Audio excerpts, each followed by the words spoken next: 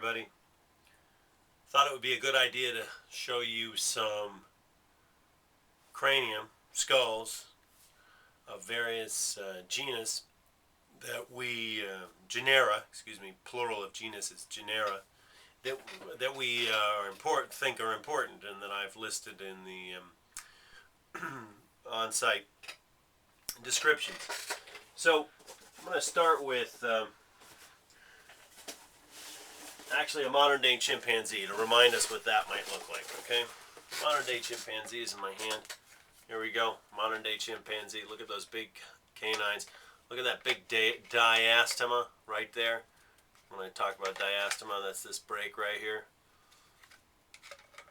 Big canines for attacking other individuals. Small brain, big brow ridges, large jaw. Cranial capacity, 400 cc's, 400 milliliters, maybe a little less, like about the size of a Coca-Cola can. Chimpanzee.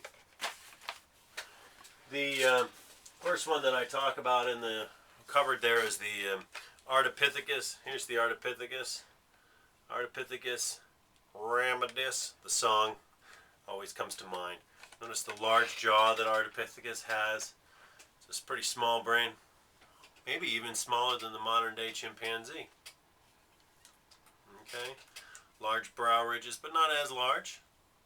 Brow ridges are probably for muscle attachments. This guy's remember this guy's a biped, so he's walking on two legs, so he's got a different form of locomotion than the chimpanzee, who can climb up into the trees probably far easier than this guy, but he probably is walking and can climb in the trees as well. Notice he does not have large canines in the front like the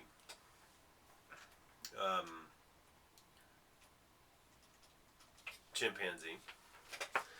We call this also the pre-Australopithecine in the book. Pre-Australo. Okay, let's look at Australopithecus afarensis. This would be Lucy. Pull her out. Okay, here's a version of what Lucy would look like. Now notice has a bigger head, bigger brain, bigger forehead, eyebrow ridges. Teeth are becoming more and more human-like. You can look more and more human-like, but still a big jaw. Been walking on the ground, walking on two legs now.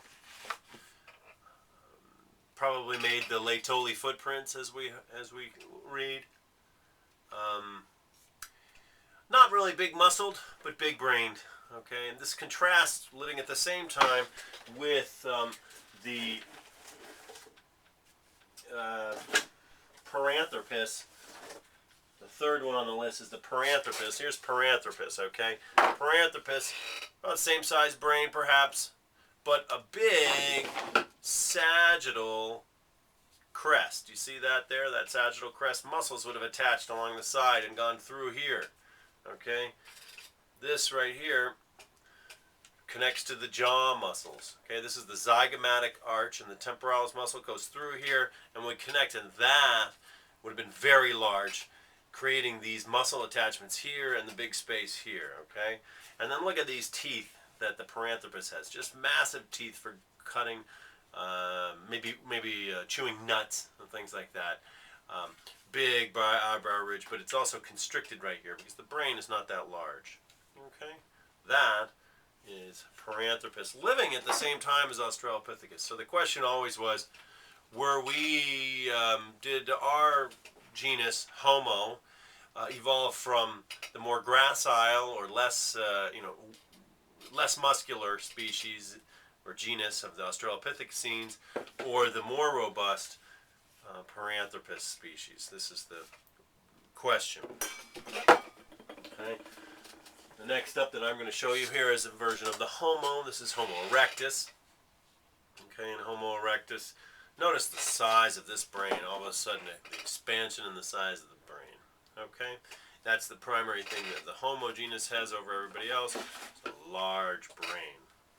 Okay, depending on whether you're early Homo, like Homo habilis, or here with Homo erectus, they have different sized brow ridges, but all the teeth look very similar to our own. Their stature is is taller than any of these other guys. They look physically, anatomically, perhaps from the neck down, very similar to you and me.